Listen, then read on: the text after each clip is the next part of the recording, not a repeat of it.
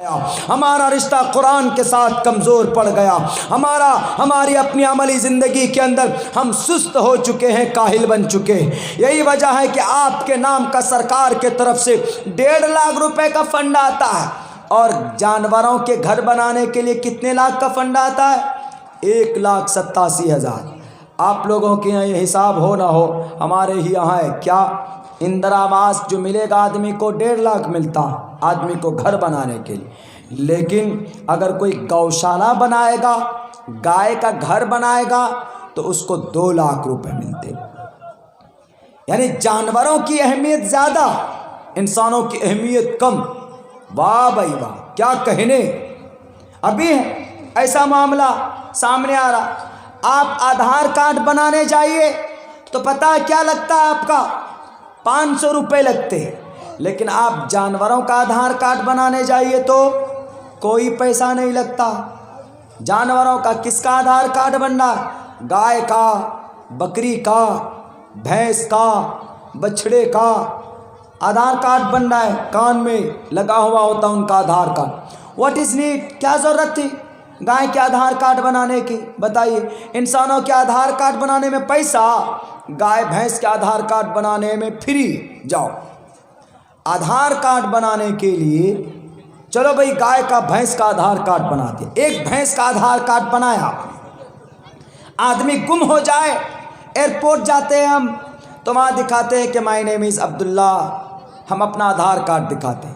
ہم اگر گم ہو جائیں، مثال کے طور پر آپ کے اس گاؤں سے کھڑگپور میں جا کے گم ہو جائے، آدھار کارڈ ہے تو اس آدھار کارڈ کو دیکھ کر پہچان لیتا کہ بھئی یہ بچہ کہاں کا، یہ بچہ بلدہ کا ہے، اور اس کے باپ کا نام کیا؟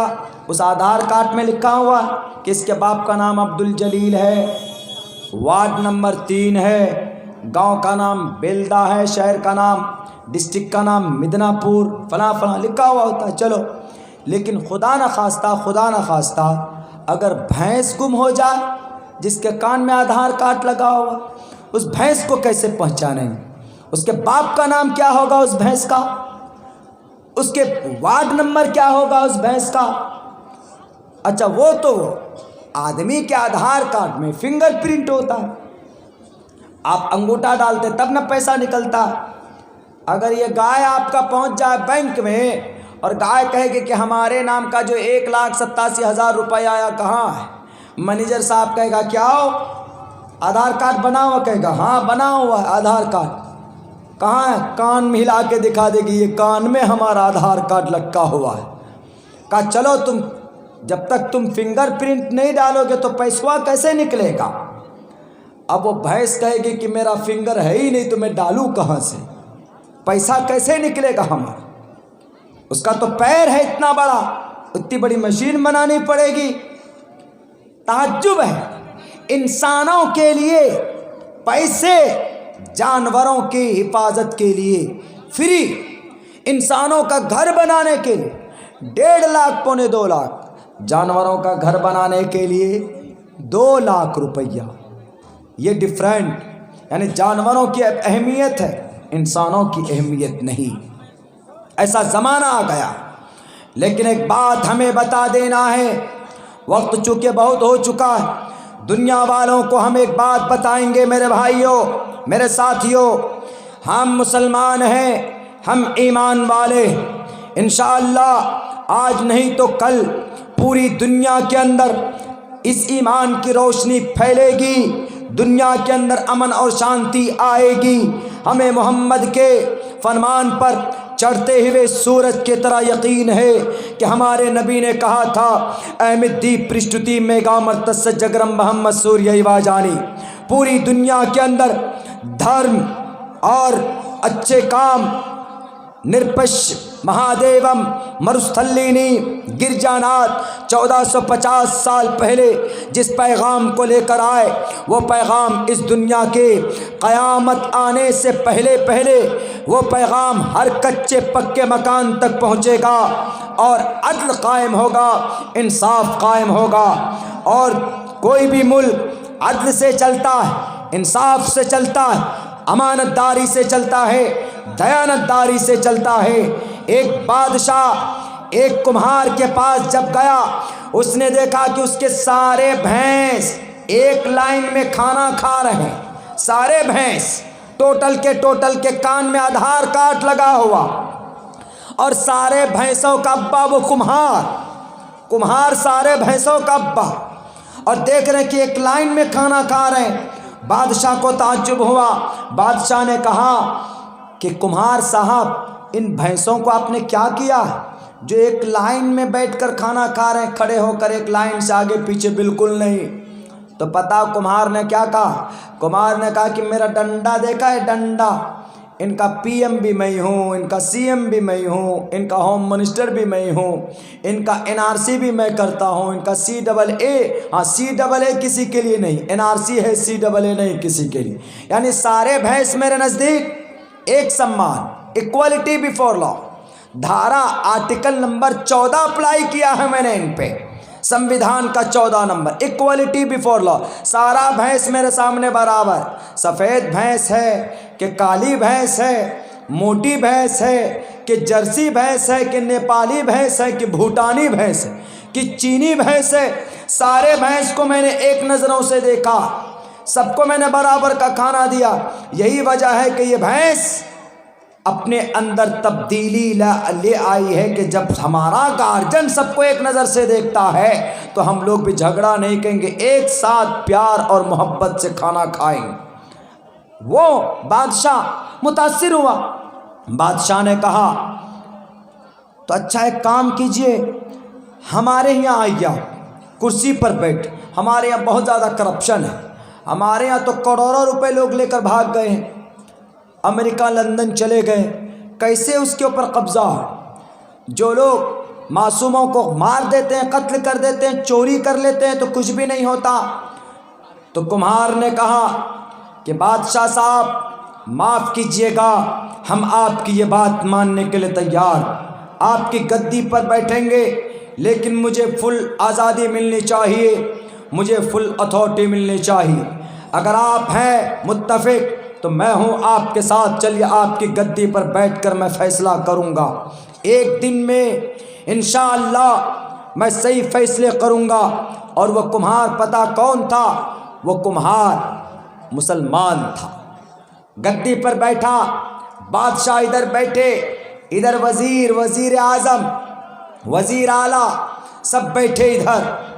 تو پتہ ایک چور کو بلایا گیا، کہا کہ یہ چور ہے، اس نے چوری کی۔ تو کمہار نے کہا کہ دلائل پیش کرو، دلیل پیش کیے گئے تو کمہار نے آرڈر دے دیا کہ تمہارے ہاتھ کاٹے جائیں۔ السارق والسارقۃ فاقطعوا ایدیہما، قرآن پر اعتراض کرنے والے، بھارت کی دستی پر نفرت پرستوں، قرآن پر چوری سے بچنے کا طریقہ، قرآن میں شراب سے بچنے کا طریقہ، قرآن میں زنا سے بچنے کا طریقہ، قرآن کے اندر نفرت سے بچنے کا طریقہ، احادیث کے اندر نفرت سے بچنے کا طریقہ۔ محمد نے کہا ایک دوسرے کو دیکھ کر سلام کرو گے، نفرت پہنچے گی، نفرت بڑھے گی۔ تم آج عداوت کی نگاہ سے دیکھتے ہو ایک اسلام، ایک ایمان والے کو، آؤ بیٹھ کر دیکھو، پڑھ کر کے دیکھو، تمہیں پتہ چلے گا کہ اسلام نفرت کی دعوت نہیں پھیلاتا۔ السارق والسارقۃ، کمہار نے کہا کہ اس چور کے ہاتھ کاٹ دیے جائیں۔ یاد رکھو دنیا والوں، فیصلہ کیا ہوتا ہے، دنیا کا نظام کیسے صحیح طریقے پر چل سکتا ہے، اس کمہار کے فیصلے سے سبق سیکھو۔ اس کمہار نے کہا ادھر بادشاہ بیٹھا ہوا، ادھر وزیر بیٹھا ہوا، سامنے میں ججمنٹ دے رہا ہے، سپریم کورٹ کا جج بنا بیٹھا ہے کمہار۔ کمہار نے کہا کہ اس نے چوری کی، اس کے ہاتھ کاٹ دیے جائیں قرآن کے فیصلے کے مطابق۔ تو ادھر سے جو وزیر اعظم تھا وہ کہہ رہا ہے کہ کمہار صاحب یہ امبانی کا آدمی ہے، یہ اڈانی کا آدمی ہے، اس کو معاف کر دیجیے، کوئی چھوٹی موٹی سزا دے دیجیے، اس کے ہاتھ مت کاٹیے، بڑا مسئلہ ہو جائے گا۔ پتہ ہے یہ کہنا تھا کہ یہ کمہار کہا کہ اچھا دوبارہ پھر سے سنوائی کرو۔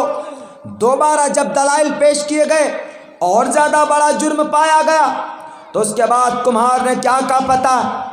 कुमार ने कहा अब तो दोनों ही हाथ काटे जाएं, इसके दोनों हाथ काटो, उसके दोनों हाथ काटो इस चोर के। उसके साथ साथ ये जो कुर्सी पर बैठा हुआ आदमी है वजीर आला, वजीर आजम, इसकी जुबान काट दो। कहा क्यों? कहा कि चोरी ये नहीं बल्कि चोरी यहां से हो रही, चोरी करने वाले ने गलती की, सजा दे दो, समाज सुधर जाए। लेकिन जो करप्ट करने वाले नेता गद्दी पे बैठे हैं वो चोरी करते हैं, वो इज्जतदार चोर, वो डाकू हैं लेकिन इज्जतदार, कुर्सी पर बैठकर चोरी कर रहा। गलती उस चोर की नहीं, गलती इस कुर्सी पर बैठने वाले वजीर आजम की। ये क्या बोल रहा है? हमारा आदमी है, इसको छोड़ दीजिए। क्यों बोलेगा? इस्लाम के अंदर ऐसी कोई चीज़ नहीं पाई जाती। मुहम्मदुर रसूलुल्लाह ने कहा था अपनी बेटी को, फातिमा को, कि फातिमा तुम्हारा जहाँ पर पसीना बहेगा ये मोहम्मद तेरा बाप तुम्हारे लिए खून बहा देगा। ए फातिमा तो मेरी जान का टुकड़ा है, इस जहान में तुझसे प्यारी बेटी आज तक किसी बाप की नहीं होगी। लेकिन फातिमा याद रखो, अगर तुमने शरीयत के अंदर कोई गड़बड़ी की, अगर तुमने शरीयत के अंदर कोई कमी की, अगर तुमने अल्लाह के निज़ाम में ज़र्रा बराबर इधर से उधर किया, अगर तुमने चोरी की, मैं भूल जाऊंगा कि मेरी बेटी ने चोरी की है। मेरे सामने सिर्फ कुरान का ऑर्डर होगा और वह कुरान अस्सारिक़ु वस्सारिक़तु, मैं तेरा हाथ काट दूंगा तेरा बाप बनकर। मैं भूल जाऊंगा कि मैं तेरा बाप हूँ। ये होता है अदालत, इससे चलते हैं दुनिया के निज़ाम, इससे चलती है गरीबों को इंसाफ मिलती है।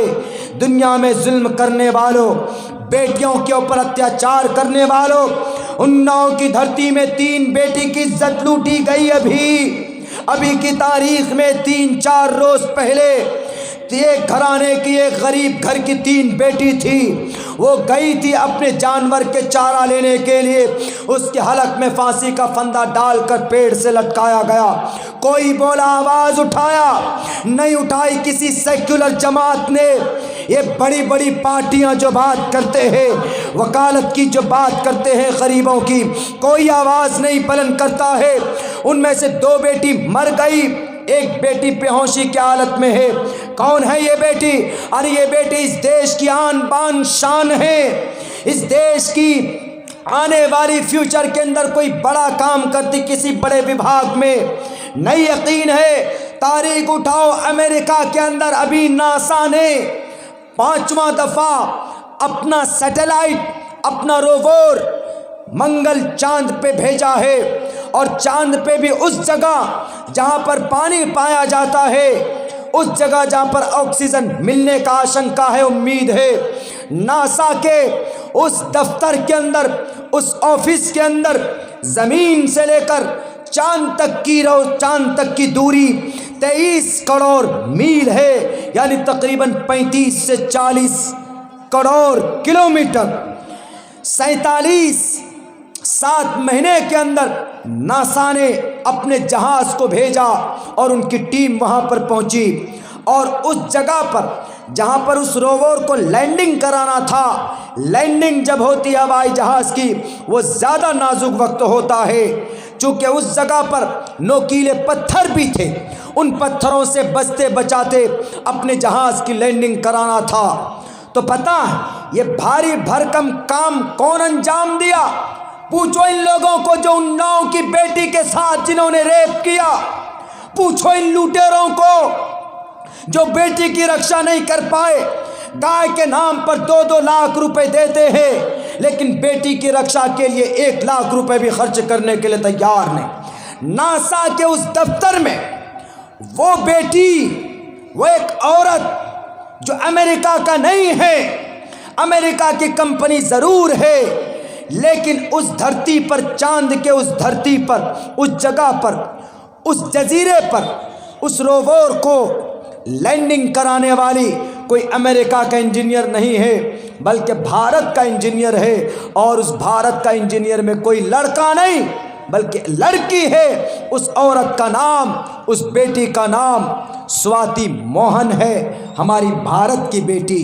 اور یہ لوگ بیٹیوں کی عزت کی رکشا نہیں کر پا رہے، بیٹی کی آن بان شان کی اہمیت نہیں کر پا رہے۔ میرے بھائیوں، بس میں اتنا کہوں گا کہ اللہ تبارک و تعالیٰ نے ہمیں جو ایمان کی دولت دی، ہمیں جو قرآن کی دولت دی، دنیا کے تمام اس کے اندر اچھائیاں پائی جاتی، بڑی قیمت ہے، بڑی اہمیت ہے اس کے اندر، اور مارگ درشن ہے ہمارے قرآن کے اندر، ہماری احادیث رسول کے اندر۔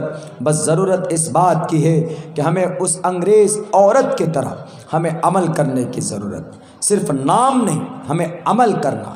بتائیے 20 سنتوں پر وہ عورت عمل کر رہی تھی، انگریز تھی لیکن 20 سنت پر عمل کر رہی تھی۔ ہم مسلمان اگر 10 سنت پر عمل کر لیں گے تو اللہ کے نبی نے کیا کہا؟ 1 سنت پر عمل کر لو گے تو 100 شہیدوں کا ثواب ملے گا۔ من احیا سنتی عند فساد امتی فلہ اجر 100 شہید۔ 1 سنت پر عمل کر لو 100 شہیدوں کا ثواب ملے گا۔ ایسے وقت میں بڑا تعجب ہوتا ہے کہ غیر لوگ آگے بڑھ رہے ہیں سنتوں پر عمل کر کر کے، اور ہم لوگ ہیں کہ سنتوں کو چھوڑ کر پیچھے چلے جا رہے ہیں، ظالموں کے ہاتھ کا، ان کے منہ کا نوالا بنتے چلے جا رہے ہیں۔ آج وعدہ کیجئے، حضرت مولانا برقی صاحب کے وعدے پر بھی، ان کے کہنے پر بھی آپ نے وعدہ کیا، ہم سے بھی وعدہ کیجئے کہ انشاءاللہ ہم لوگ اپنی زندگی، اپنے ایمان کو تازہ کریں گے سنت رسول اللہ صلی اللہ علیہ وسلم سے، انشاءاللہ سنت پر عمل کریں گے۔ ہاتھ اٹھا کر وعدہ کیجئے۔ چلیے، آج قبولیت کی گھڑی کے وقت میں آپ نے ہاتھ اٹھایا، اللہ آپ کے ہاتھ اٹھانے کو قبول فرمائے۔ سنت پر زیادہ سے زیادہ عمل کی کوشش کیجیے، انشاءاللہ زندگی کے اندر رونق آئے گی۔ بہت بہت شکریہ، جزاک اللہ۔ السلام علیکم ورحمۃ اللہ وبرکاتہ۔ اللہ الحمدللہ الحمدللہ۔ مولانا